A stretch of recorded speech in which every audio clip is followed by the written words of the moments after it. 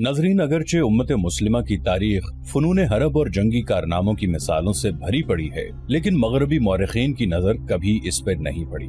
मौरखीन को Napoleon Bonaparte, Julius कैसर और Genghis Khan के अलावा कुछ नजर नहीं आता। अगरचे ये जर्नैल भी अपनी जगह फन्ने हर्ब के माहिर थे और उन्होंने बड़े बड़े दुश्मनों को शिकस्त दी थी, लेकिन तारीख इस्लाम का एक ऐसा जर्नैल भी है जिसका तज़किरा दुनिया की जंगी तारीख में लाजमी होना चाहिए। उस नडर और नाकाबिल शिकस्त जर्नैल का नाम खालिद बिन वलीद रज़ियल्लाहु अन्हु है। खालिद बिन वलीद रज़ियल्लाहु अन्हु की बेमिसाल कामयाबियों की वजह से रसूलुल्लाह सल्लल्लाहु अलैहि वसल्लम ने सैफुल्लाह यानी अल्लाह की तलवार के लक़ब से नवाजा था। आज हम आपके लिए हजरत खालिद बिन वलीद रज़ियल्लाहु अन्हु की बेमिसाल शजाअत और उनके कारनामों पर मुश्तमिल ये दास्तान लेकर आए हैं, जो बिलाशुबा शमशीरे बेनियाम थे। लेकिन नाजरीन, वीडियो में आगे बढ़ने से पहले आपसे दरखास्त है कि हमारे इस चैनल को सब्सक्राइब कर लें और वीडियो के नीचे मौजूद बेल आइकन को जरूर क्लिक कर लें ताकि हमारी नई आने वाली वीडियोस आपके पास बर वक्त पहुंच सके। वो मुसाफिर अरब के सहरा में अकेला चला जा रहा था। 8 हिजरी के जमाने में अरब का वो इलाका जहां मक्का और मदीना वाक़े है, बड़ा ही खौफनाक सहरा हुआ करता था। जलता और इंसानों को झुलसाता हुआ रेतजार। एक तो सहरा की अपनी सोबतें थीं, दूसरा खतरा रहजनों का था। मुसाफिर काफिलों की सूरत सफर किया करते थे, लेकिन ये मुसाफिर अकेला चला जा रहा था। वो आला नस्ल के जंगी घोड़े पर सवार था। उसकी जिरा घोड़े की जीन के साथ बंधी हुई थी। उसकी कमर से तलवार लटक रही थी और उसके हाथ में बर्छी थी। उस जमाने में मर्दों के कद दराज, सीने चौड़े और जिस्म गठे हुए होते थे। ये अकेला मुसाफिर भी उन्हीं मर्दों में से था, लेकिन जिस अंदाज से वो घोड़े की पीठ पे बैठा था उससे पता चलता था कि वो शहसवार है और वो कोई मामूली आदमी नहीं। उसके चेहरे पे खौफ का हल्का सा भी तासुर नहीं था कि रहजन उसे लूट लेंगे, उससे इतनी अच्छी नस्ल का घोड़ा छीन लेंगे और उसे पैदल सफर करना पड़ेगा। लेकिन उसके चेहरे पे जो तासुर था वो कुदरती नहीं था। वो कुछ सोच रहा था, यादों से दिल बहला रहा था या कुछ यादों को जहन में दफन करने की कोशिश कर रहा था। आगे एक घाटी आ गई। घोड़ा चढ़ता चला गया। खासी बुलंदी पर जाकर जमीन हमवार हुई। सवार ने घोड़ा रोककर उसे घुमाया और रकाबों पर खड़े होकर पीछे देखा। उसे मक्का नजर न आया। मक्का उफक के नीचे चला गया था। अबू सुलेमान, उसे जैसे आवाज सुनाई दी हो, अब पीछे ना देखो, मक्का को जहन से उतार दो। तुम मर्दे मैदान हो, अपने आप को 2 हिस्सों में ना कटने दो।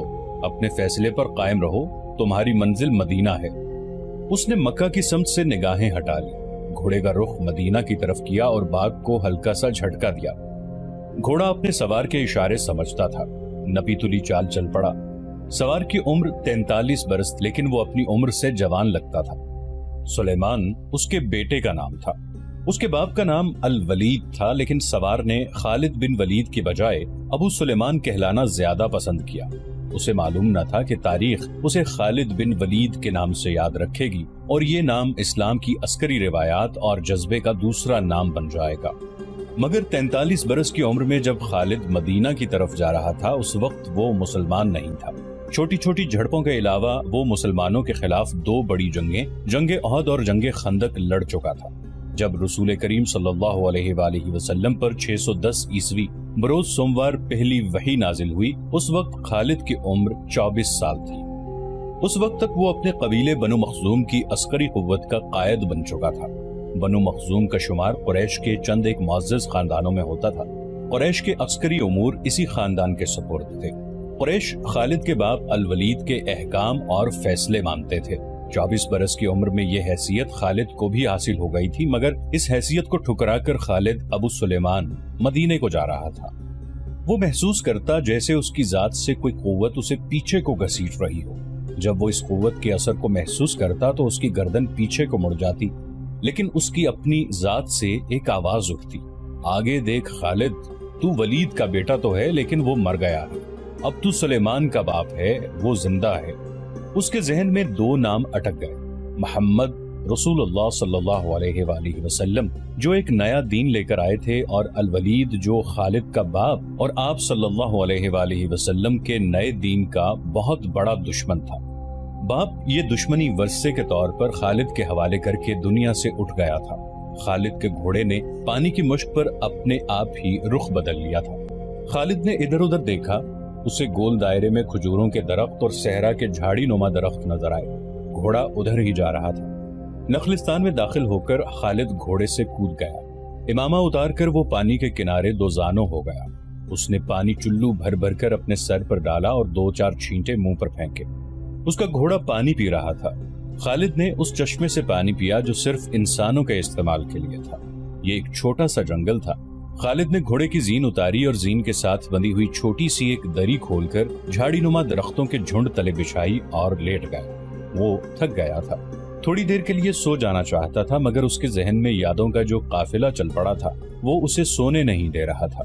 اسے 7 سال پہلے کا ایک دن یاد آیا جب اس کی عزیزوں نے محمد رسول اللہ صلی اللہ علیہ وآلہ وسلم کو قتل کرنے کا منصوبہ بنایا تھا۔ اس منصوبے میں خالد کا باپ الولید پیش تھا۔ وہ ستمبر 622 عیسوی کی ایک رات تھی۔ قریش نے رسول خدا صلی اللہ علیہ وآلہ وسلم کو سوتے میں قتل کرنے کے لیے ایسے آدمی چنے تھے جو انسانوں کے روپ میں وحشی اور درندے تھے۔ خالد قریش کے سرکردہ خاندان کا جوان تھا۔ اس وقت اس کی عمر 27 سال تھی۔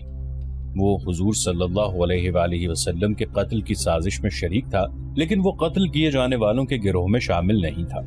اسے 7 سال پہلے کی وہ رات گزرے ہوئے کل کی طرح یاد تھی۔ وہ اس قتل پر خوش بھی تھا اور ناخوش بھی۔ خوش اس لیے کہ اس کے اپنے قبیلے کے ہی ایک آدمی نے اس کے مذہب کو، جو بت پرستی تھی، باطل کہہ دیا اور اپنے آپ کو خدا کا پیغمبر کہہ دیا۔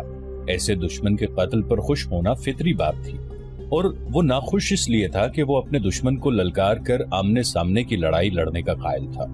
اس نے سوئے ہوئے دشمن کو قتل کرنے کی کبھی سوچی ہی نہیں تھی۔ بہرحال اس نے اس سازش کی مخالفت نہیں کی، لیکن قتل کی رات جب قاتل رسول خدا کو مقررہ وقت پر قتل کرنے گئے تو آپ صلی اللہ علیہ وآلہ وسلم کا مکان خالی تھا۔ وہاں گھر کا سامان بھی نہیں تھا، نہ آپ صلی اللہ علیہ وآلہ وسلم کا گھوڑا تھا، نہ اونٹنی۔ قریش اس امید پر سوئے ہوئے تھے کہ صبح انہیں خوشخبری ملے گی کہ ان کے مذہب کو جھٹلانے اور انہیں اپنے نئے مذہب کی طرف بلانے والا قتل ہو گیا ہے، مگر صبح وہ ایک دوسرے کو مایوسی کے عالم میں دیکھ رہے تھے۔ پھر وہ سرگوشیوں میں ایک دوسرے سے پوچھنے لگے، محمد کہاں گیا؟ رسول خدا صلی اللہ علیہ وآلہ وسلم قتل کے وقت سے بہت پہلے اپنے قتل کی سازش سے آگاہ ہو کر یثرب یعنی مدینہ کو ہجرت کر گئے تھے۔ صبح تک آپ صلی اللہ علیہ وآلہ وسلم بہت دور نکل گئے تھے۔ خالد کے ذہن سے یادیں پھوٹتی چلی آ رہی تھی۔ ذہن پیچھے ہی پیچھے ہٹتے ہٹتے 16 برس دور جا نکلا۔ 613 عیسوی کی ایک شام رسول کریم صلی اللہ علیہ وآلہ وسلم نے قریش کے چند ایک سرکردہ افراد کو اپنے ہاں کھانے پر مدعو کیا۔ کھانے کے بعد رسول کریم صلی اللہ علیہ وآلہ وسلم نے اپنے مہمانوں سے کہا، اے بنی عبد المطلب، میں تمہارے سامنے جو تحفہ پیش کرنے لگا ہوں وہ عرب کا کوئی اور شخص پیش نہیں کر سکتا، اس لیے کہ اللہ نے مجھے منتخب کیا ہے۔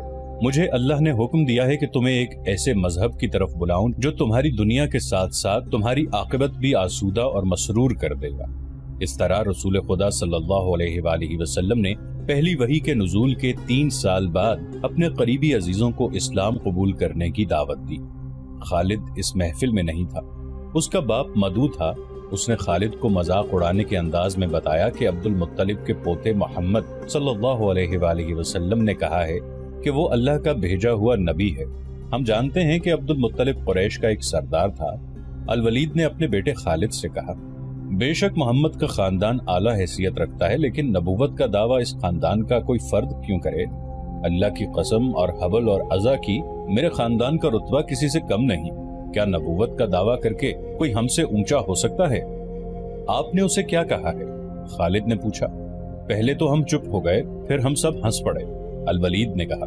لیکن محمد کے چچا زاد بھائی علی نے محمد کی نبوت کو قبول کر لیا ہے۔ خالد اپنے باپ کی طنزیہ ہنسی کو بھولا نہیں تھا۔ خالد کو 629 عیسوی کے ایک روز مکہ اور مدینہ کے راستے میں ایک نخلستان میں لیٹے ہوئے وہ وقت یاد آ رہا تھا۔ رسول اللہ صلی اللہ علیہ وآلہ وسلم جن کی نبوت کو قریش کے سردار قبول نہیں کر رہے تھے، اس نبوت کو لوگ قبول کرتے چلے جا رہے تھے۔ ان میں اکثریت نوجوانوں کی تھی۔ بعض مفلس لوگوں نے بھی اسلام قبول کر لیا۔ اس سے نبی کریم صلی اللہ علیہ وآلہ وسلم کے حوصلے میں جان آ گئی اور آپ صلی اللہ علیہ وآلہ وسلم نے اسلام کی تبلیغ تیز کر دی۔ آپ صلی اللہ علیہ وآلہ وسلم بت پرستی کے خلاف تھے۔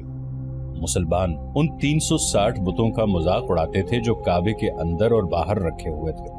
طلوع اسلام سے پہلے عرب ایک خدا کو مانتے تھے اور پوجتے ان بتوں کو تھے۔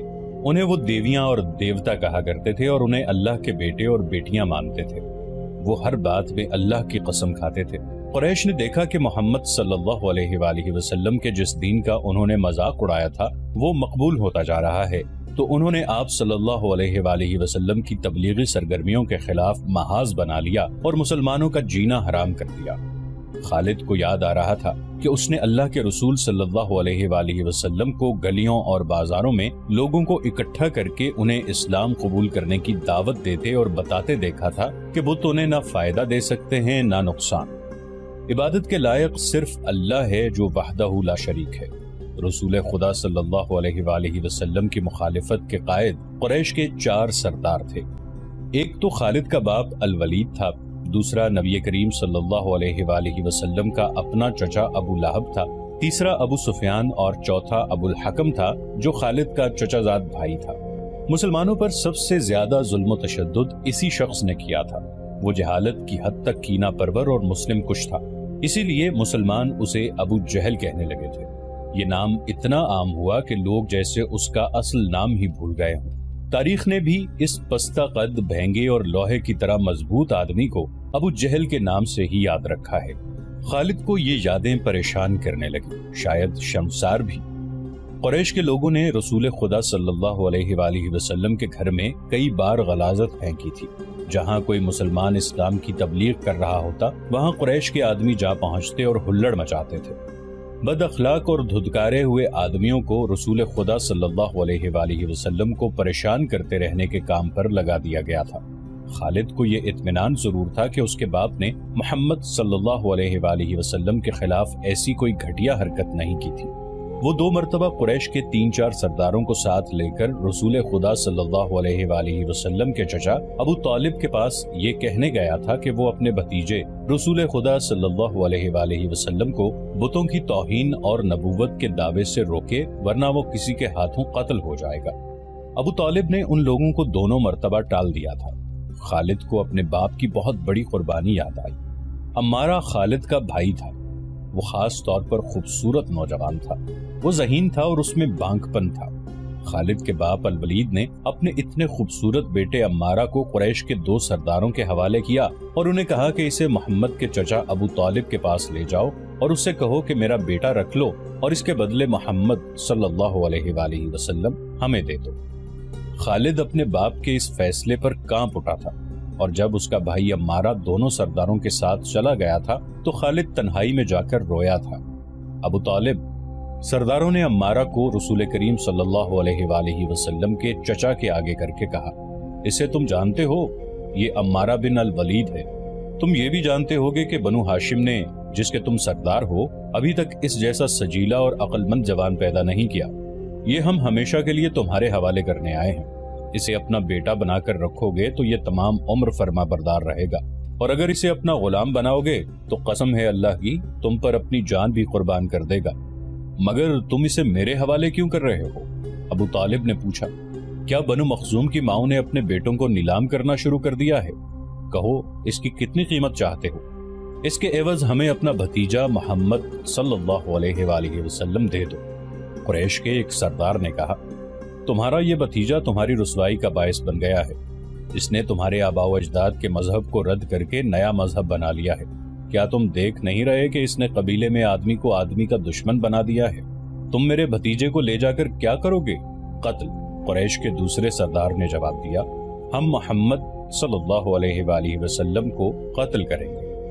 یہ بے انصافی نہیں ہوگی۔ تم دیکھ رہے ہو کہ ہم تمہارے بھتیجے کے بدلے تمہیں اپنا بیٹا دے رہے ہیں۔ یہ بہت بڑی بے انصافی ہوگی۔ ابو طالب نے کہا، تم میرے بھتیجے کو قتل کرو گے اور میں تمہارے بیٹے کو پالوں گا اور اس پر خرچ کروں گا اور اسے بہت اچھی زندگی دوں گا۔ تم میرے پاس کیسا انصاف لے کر آئے ہو؟ میں تمہیں عزت سے رخصت کرتا ہوں۔ خالد نے جب اپنے بھائی کو وہ اپنے سرداروں کے ساتھ واپس آتے دیکھا اور سرداروں سے سنا کہ ابو طالب نے یہ سودا قبول نہیں کیا تو خالد کو دلی مسرت ہوئی تھی۔ محمد صلی اللہ علیہ وآلہ وسلم کا تم نے کیا بگاڑ لیا تھا ابو سلیمان؟ خالد کی ذات سے ایک سوال اٹھا۔ اس نے خیالوں ہی خیالوں میں سر ہلایا اور دل ہی دل میں کہا، کچھ نہیں۔ بے شک محمد صلی اللہ علیہ وآلہ وسلم کا جسم طاقتور ہے، لیکن رکانہ بن عبد یزید جیسے پہلوان کو اٹھا کر پٹخنے کے لیے صرف جسمانی طاقت کافی نہیں۔ رکانہ بن عبد یزید رسول کریم صلی اللہ علیہ وآلہ وسلم کا چچا تھا جس نے اسلام قبول نہیں کیا تھا۔ یہ عرب کا مانا ہوا پہلوان تھا۔ نامی گرامی پہلوان آئے جنہیں اس نے ایک ہی داؤ میں پٹخ کر اٹھنے کے قابل نہ چھوڑا۔ وہ وحشی انسان تھا، صرف لڑنا مارنا جانتا تھا۔ خالد کو وہ وقت یاد آنے لگا جب مسلمانوں کو دکھ کرنے والے 3-4 آدمیوں نے ایک دن رکانہ پہلوان کو خوب کھلایا پلایا اور اس سے کہا کہ تمہارا بھتیجا محمد صلی اللہ علیہ وآلہ وسلم کسی کے ہاتھ نہیں آتا، نہ اپنی تبلیغ سے باز آتا ہے، نہ کسی سے ڈرتا ہے، اور لوگ اس کی باتوں کے جادو میں آتے چلے جا رہے ہیں۔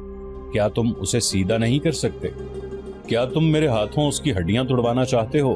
رکانہ نے اپنے چہرے پر مست بہنسے کا تاثر پیدا کر کے تکبر کے لہجے میں کہا تھا، لاؤ اسے میرے مقابلے پہ، لیکن وہ میرا نام سن کر مکہ سے بھاگ جائے گا۔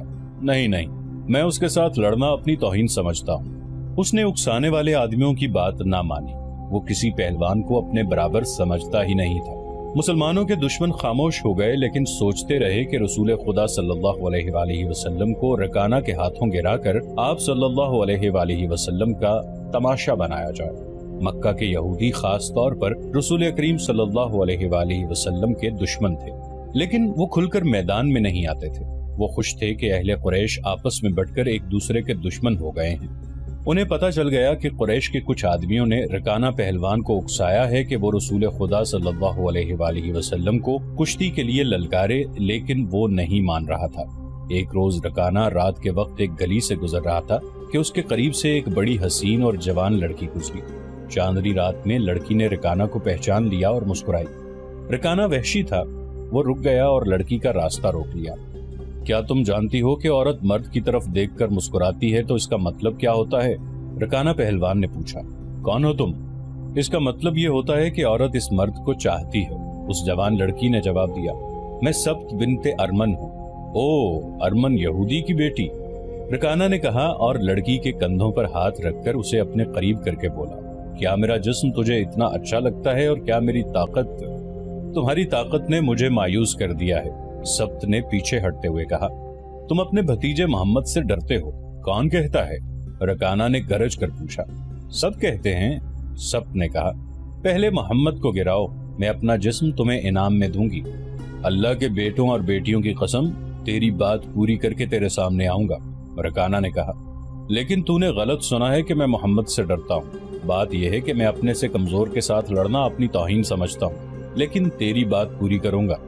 مشہور مورخ ابن حشام نے لکھا ہے کہ رسول کریم صلی اللہ علیہ وآلہ وسلم نے خود رکانہ پہلوان کو کشتی کے لیے للکارا تھا، لیکن دوسرے مورخ ابن الاسیر نے جو شہادت پیش کی ہے وہ صحیح ہے کہ رکانہ نے محمد صلی اللہ علیہ وآلہ وسلم کو کشتی کے لیے للکارا اور اس نے کہا، میرے بھائی کے بیٹے، تم بڑے دل اور بڑی جرت والے آدمی ہو۔ میں یہ بھی جانتا ہوں کہ تم جھوٹ بولنے سے نفرت کرتے ہو، لیکن مرد کی جرت اور صداقت کا پتہ اکھاڑے میں چلتا ہے۔ آؤ میرے مقابلے میں اکھاڑے میں اترو۔ اگر مجھے گرا لو تو میں تمہیں اللہ کا بھیجا ہوا نبی مان لوں گا، اللہ کی قسم تمہارا مذہب قبول کر لوں گا، لیکن یہ ایک بھتیجے اور چچا کی کشتی نہیں ہوگی۔ رسول خدا صلی اللہ علیہ وآلہ وسلم نے رکانہ کی للکار کے جواب میں کہا، ایک بت پرست اور سچے دین کے ایک پیغمبر کی لڑائی ہوگی، تو ہار گیا تو اپنا وعدہ نہ بھول جانا۔ مکہ میں یہ خبر صحرا کی آندھی کی طرح پھیل گئی کہ رکانہ پہلوان اور محمد صلی اللہ علیہ وآلہ وسلم کی کشتی ہوگی اور جو ہار جائے گا وہ جیتنے والے کا مذہب قبول کر لے گا۔ قریش کا بچہ بچہ، مرد و زن اور یہودی ہجوم کر کے آ گئے۔ مسلمانوں کی تعداد بہت تھوڑی تھی، وہ تلواروں اور برچھیوں سے مسلح ہو کر آئے، کیونکہ انہیں خطرہ محسوس ہو رہا تھا کہ قریش کشتی کو بہانہ بنا کر رسول خدا صلی اللہ علیہ وآلہ وسلم کو قتل کر دیں گے۔ عرب کا سب سے زیادہ طاقتور اور وحشی پہلوان رکانہ بن عبد یزید رسول کریم صلی اللہ علیہ وآلہ وسلم کے مقابلے پہ اترا۔ اس نے رسول خدا صلی اللہ علیہ وآلہ وسلم پر طنزیہ نظر ڈالی اور آپ صلی اللہ علیہ وآلہ وسلم پر پھپتی کسی۔ آپ صلی اللہ علیہ وآلہ وسلم مکمل خاموشی اور اطمینان سے رکانہ کی آنکھوں میں آنکھیں ڈال کر دیکھتے رہے کہ وہ بے خبری میں کوئی داؤ نہ کھیل جائے۔ رکانہ آپ صلی اللہ علیہ وآلہ وسلم کے ارد گرد یوں گھوما جیسے شیر اپنے شکار کے ارد گرد گھوم گیا ہو اور اب اسے کھا جائے گا۔